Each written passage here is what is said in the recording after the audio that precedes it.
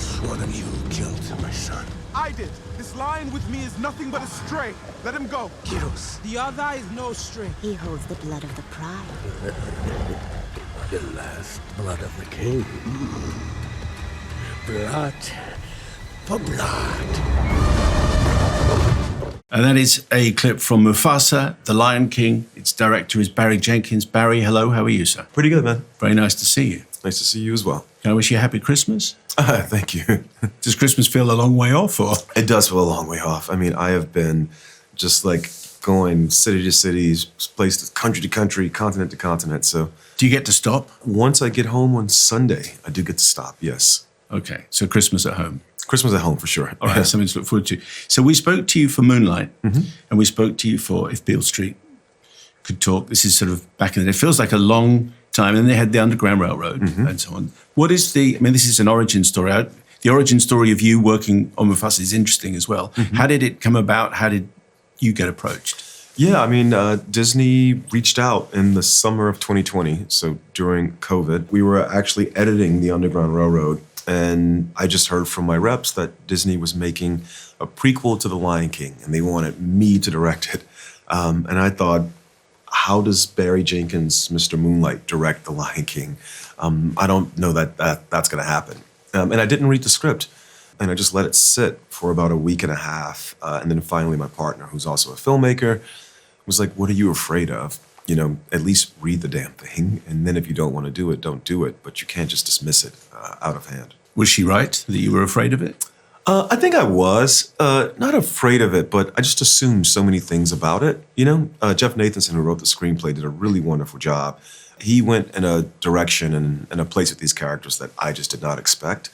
And I think maybe that expectation or whatever opinion I placed on the property, that was just overwhelming my mind.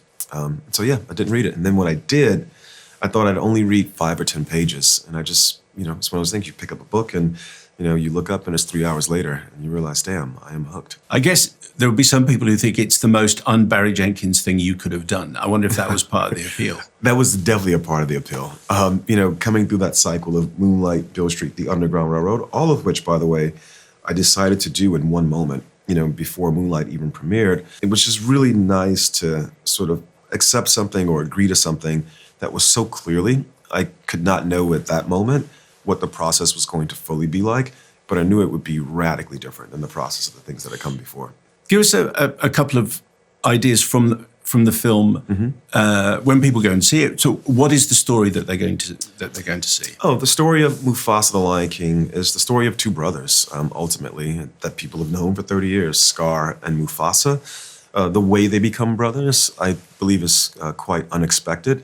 And the deepness of their bond is quite unexpected as well. When you're working on a movie that's living in the legacy of something like The Lion King, you have the advantage of people bringing so much knowledge and so deep and intimate a connection to the characters that now, if you and I are having a conversation and that conversation is going sour or going well, that's going to be in reflection of the relationship that us having, in the original film. And so I saw those things as a really great tool. And the way these two characters evolve from this initial bond, I think is just absolutely heartbreaking.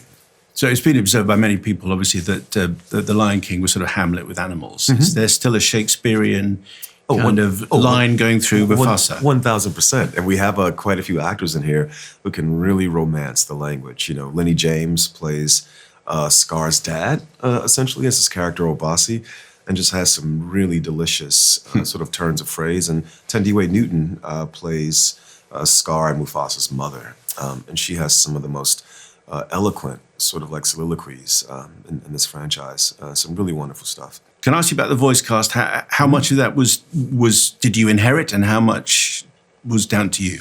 Because it's a prequel, or I call it a pre-sequel, some of the characters are in the film in two different sort of like time periods. So there's a young Mufasa, a young Scar, there's a young Rafiki, a young Zazu, a young Sarabi. So all those people are new. And it was really wonderful casting them. When you make a film like this, it all starts with the voices, and it doesn't matter what anyone looks like. It's just about what they sound like. What can you communicate with your voice? Because the animators are all chasing that for the next 3.5 years. They're chasing the quality in someone's voice. So I had total freedom in casting the parts, outside of people like Seth Rogen and Billy Eichner, who we inherited. Beyonce, we inherited Beyonce. But then Blue Ivy, her daughter, who's in the film, was a choice, and she was really wonderful.